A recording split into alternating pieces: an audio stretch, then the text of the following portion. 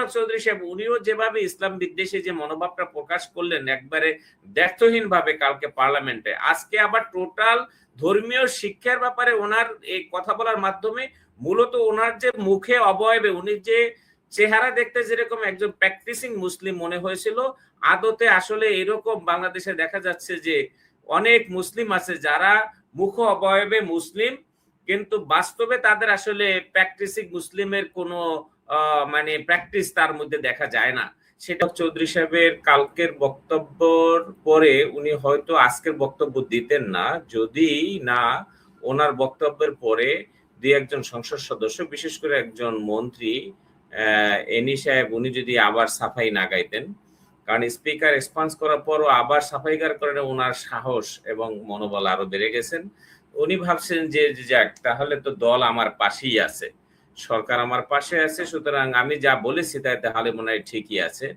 এবং একই সাথে আপনার যে আপনি যেটা বললেন যে এই দুইটা বিষয়ের পরে তৃতীয় যে বিষয়টাকে টেনে আনলেন যে দলের ভূমিকা কি, দলের ভূমিকা স্পষ্ট কালকেও দেখা গেছে পার্লামেন্টে, সেখানে টেবিল চাপড়িয়ে তার বক্তব্যের এবং হাস্যরস করে অন্য মহিলা, তার দলের যে মহিলা সংসদ সদস্যরা রয়েছেন সংগ্রহ করেছেন তারাও সমর্থন করেছেন, একই সাথে মন্ত্রী সহযোগিতা করেছেন। তো সব মিলিয়ে দলের ভূমিকাটাও অনেকটা স্পষ্ট।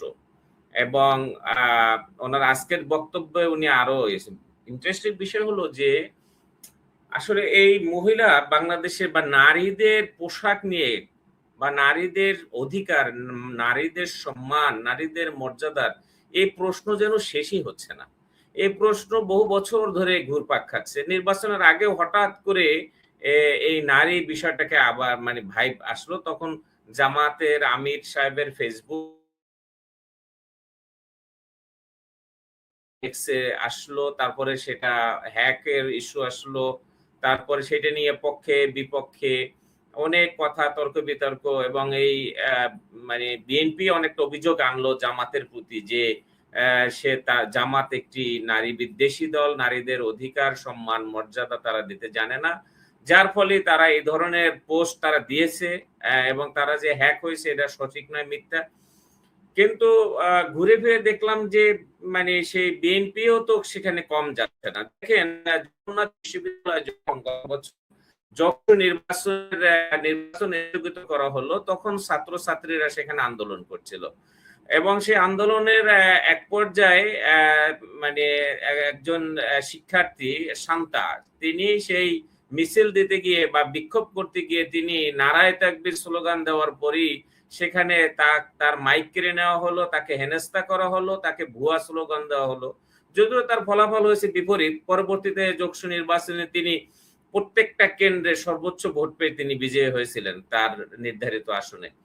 তো এরপরে আবার কালকে সেই মানে সেই ঘটনাটা ঘটিয়েছিল তৎকালীন ছাত্র দলের নেতারা জগন্নাথ বিশ্ববিদ্যালয়, আর ছাত্র দলেরই মূল সংগঠন জাতীয়তাবাদী দল বিএনপির একজন সম্মানিত সংসদ সদস্য মনিরুল হক চৌধুরী সাহেব, উনি একজন অভিজ্ঞ সংসদ পার্লামেন্টারিয়ান, বয়োজ্যেষ্ঠ মানুষ, উনিও আবার দেখলাম যে সেই মানে অনেকটা সেই ওই শান্তাও ছিল হিজাবি মেয়ে, আর এখন আবার সেই হিজাবি জামাতের সংসদ সদস্যদের নিয়ে উনি যেভাবে কটূক্তি করে বক্তব্য করলেন এবং বললেন যে এরা কারা, এরা কারা, এদেরকে তো চিনি না।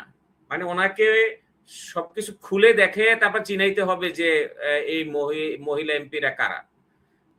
আমি বহুবার মনির ভাই পার্লামেন্টে যেহেতু গিয়েছি পার্লামেন্ট ভবনে, তো আমি দেখেছি ওখানকার সিকিউরিটি সিস্টেম, ওটার ভিতরে একটা সেক্রেটারিয়েট আছে, একটা সচিবালয় আছে, সচিব আছে, সেখানে মানে সংসদ সদস্য প্রবেশ করছে না কে করছে এগুলা আইডেন্টিফাই করার দায়িত্ব আরেকজন সংসদ সদস্যের না, এই দায়িত্ব মনিরুল হক চৌধুরীকে কেউ দেয় নাই। এটার জন্য পার্লামেন্টে যথেষ্ট সিকিউরিটি এবং সেই ব্যবস্থা রয়েছে। তো সেখানে সংসদ সদস্য যাচ্ছে নাকি কে যাচ্ছে সেটার দায়িত্ব উনি কেন নিজের ঘাড়ে নিতে গেলেন এবং এত বাজে মন্তব্য করতে গিয়ে উনি একজন অভিজ্ঞ পার্লামেন্টারিয়ান হওয়ার পরও তিনি এক্সপান্সের মুখে পড়লেন, আমার বোধগম্য না। এই ব্যাপারে তিনি নিজেই আসলে ওনার উচিত ছিল এই ব্যাপারে ওনার একটা বক্তব্য স্পষ্ট করা জাতির সামনে যে আমি কোন প্রেক্ষিতে বলেছি, কেন বলেছি, ওনার একটা জাস্টিফিকেশন দেওয়া। উনি জাস্টিফিকেশনের পরিবর্তে উনি আজকে আবার শিক্ষা ব্যবস্থায় ধর্মীয় শিক্ষা নিয়ে উনি আবার মন্তব্য করলেন। গতকালকে আমরা দেখলাম যে ক্যাবিনেটে যে সারা দেশে প্রাথমিক বিদ্যালয়ে যে সঙ্গীত শিক্ষক নিয়োগের যে একটা প্রস্তাব আনা হয়েছিল সেটাকে বাতিল করা হয়েছে, রহিত করা হয়েছে।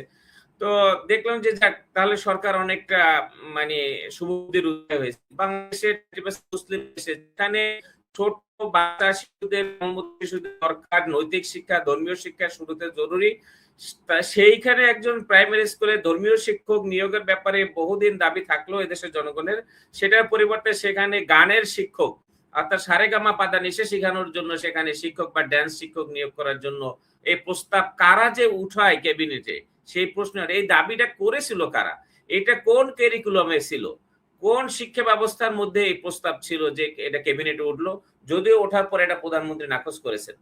আমার কথা হলো যে এখন আবার এই মনিরুল হক চৌধুরী সাহেব উনিও যেভাবে ইসলাম বিদ্বেষী যে মনোভাবটা প্রকাশ করলেন একবারে দ্ব্যর্থহীন ভাবে কালকে পার্লামেন্টে, আজকে আবার টোটাল ধর্মীয় শিক্ষার ব্যাপারে ওনার এই কথা বলার মাধ্যমে মূলত ওনার যে মুখে অবয়বে উনি যে চেহারা দেখতে যেরকম একজন প্র্যাকটিসিং মুসলিম মনে হয়েছিল, আদতে আসলে এরকম বাংলাদেশে দেখা যাচ্ছে যে অনেক মুসলিম আছে যারা মুখ অবয়বে মুসলিম কিন্তু বাস্তবে তাদের আসলে প্র্যাকটিসিং মুসলিমের কোনো মানে প্র্যাকটিস তার মধ্যে দেখা যায় না। সেটাই উনি প্রমাণ করলেন। উনি যেভাবে যে সুন্দর ওই পার্লামেন্টের ভিতরে তো দেখলে ওনারা দেখলে মনে হবে উনি মনে ধর্মমন্ত্রী হওয়ার যোগ্যতা রাখে। হ্যাঁ, মোনাজাত করার সময় বা তেলাওয়াত করার সময় কোরআন তেলাওয়াত শুরুতে মনে হয় ওনারা দিয়েই করানো উচিত। এরকম আমাদের দেশে আছে একটু ওই ভালো সুন্দর পাঞ্জাবি পাঞ্জাবা পরা আর যদি টুপি থাকে আর লম্বা দাড়ি থাকে অনেকে তাদেরকে হুজুর বা আলেম বলে সম্বোধন করে থাকে এবং খুব সম্মান করে এবং কোথাও নামাজ পড়তে গেলে দেখবেন যে ইমামতিতে তাদের সামনে ঠেলে দেয় যে হুজুর আপনি নামাজ পড়ান। যদিও এরকম বহুত লোক আছে যে আলহামদু সূরা ফাতিহার আপনার 7টা আয়াতের ভিতরে 14টা ভুল করবে সূরা ফাতিহা পড়তে গেলে, অথচ সবই আছে। চেহারা সূরাতে দেখলে মনে হবে একদম আল্লাহর ওলি, হ্যাঁ বড় পিশাব। তো কিন্তু বাস্তবে হলো ধর্মীয় কোনো জ্ঞান নেই, বাস্তবে হলো ধর্মের প্রতি তার কোনো ভালো মানে অনুভূতিও নেই, ইভেন কি ধর্মীয় ধর্মকর্মের ব্যাপারে কাজে কর্মের ব্যাপারে প্র্যাকটিসিং এও তার যথেষ্ট তার ঘাটতি রয়েছে এরকম। তো উনি আজকের এই দ্বিতীয়বার আবার উনি বক্তব্য রিপিট করার মাধ্যমে উনি টোটালি বাংলাদেশ যে একটি 90% মুসলিম দেশ এবং এখানে যে ইসলামের বিপক্ষে কথা বলাটা ওনার দলের জন্য সরকারের জন্য একটা বিব্রতকর পরিস্থিতি হতে পারে, এইটা উনি একদমই ফিল করে নাই বা তোয়াক্কাই করে নাই। উনি এটাকে কোনো গুরুত্বই দেয় নাই। উনি ওনার কথা বলেই গিয়েছেন এবং আজকে বলছেন আমি জানি না আবার কালকে কি বলবেন।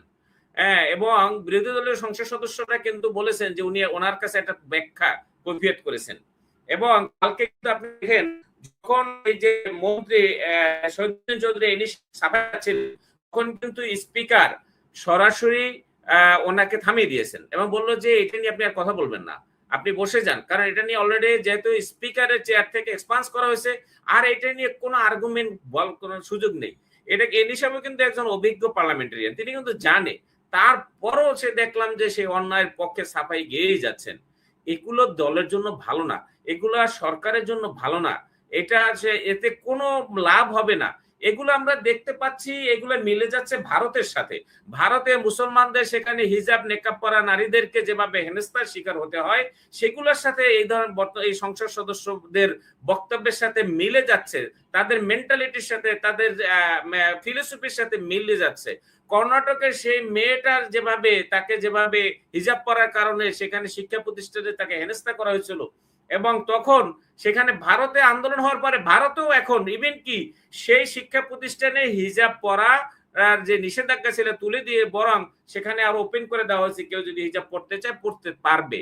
ভারতের মতো জায়গায় পরিবর্তন আনছে। আর সেখানে কি বলছে বাংলাদেশে, যেখানে সংখ্যাগরিষ্ঠ মুসলিমের একটি রাষ্ট্র, 90% মুসলমান রাষ্ট্র, যে দেশে পার্লামেন্টে প্রতিদিন অধিবেশন শুরু হয় আল্লাহ পাকের কালামের পাকে তেলাওয়াতের মাধ্যমে, যে দেশে পার্লামেন্টের নামাজের ওয়াক্ত হলে বিরতি দেওয়া হয়, যে দেশে সংবিধানের শুরুতে বিসমিল্লাহ রয়েছে, সেই দেশে যদি হিজাবের বিরুদ্ধে কথা হয়, যে সেই দেশে যদি আপনার ধর্মীয় শিক্ষা শিক্ষা প্রতিষ্ঠানের শিক্ষা ব্যবস্থা নিয়ে ধর্মীয় শিক্ষা নৈতিক শিক্ষা এগুলোর ব্যাপারে কথা বলা হয়, তাহলে ওনারা কি চাচ্ছেন?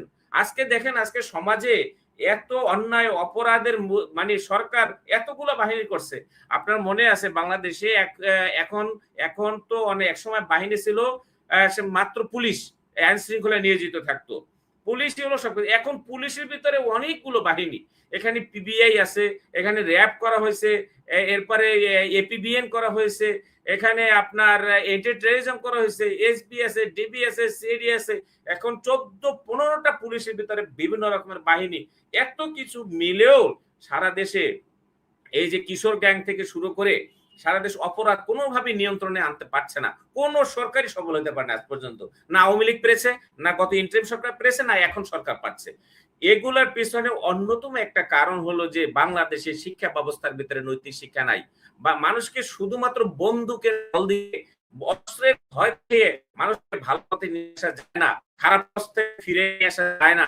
এটার জন্য দরকার জাপানের মতো নৈতিক শিক্ষা, যেখানে যে শিক্ষা ব্যবস্থা জাপানে শুরু থেকেই একটা বাচ্চা সে শিখে আছে মিথ্যা কথা বলা যাবে না, শুরু থেকে মানে মানুষকে ঠকানো যাবে না, যে শিক্ষা ব্যবস্থা রয়েছে যে অন্যকে সম্মান করতে হবে, নারীর অধিকার দিতে হবে, সমস্ত মানুষকে অধিকার দিতে হবে, সেটার পরিবর্তে বাংলাদেশ থেকে এই ধরনের যারা পার্লামেন্টে যারা আইন তৈরি করবে, যারা নীতি পলিসি তৈরি করবে রাষ্ট্রে, তারাই যদি এই ধরনের মানসিকতা নিয়ে ওখানে বসে থাকে, তাহলে এই শিক্ষা ব্যবস্থার এই যে আজকে এবারও বাজেটে সর্বোচ্চ বরাদ্দ দেওয়া হয়েছে প্রায় 14.5% বাজেটের বরাদ্দ দেওয়া হয়েছে শিক্ষা খাতে, লাভ কি?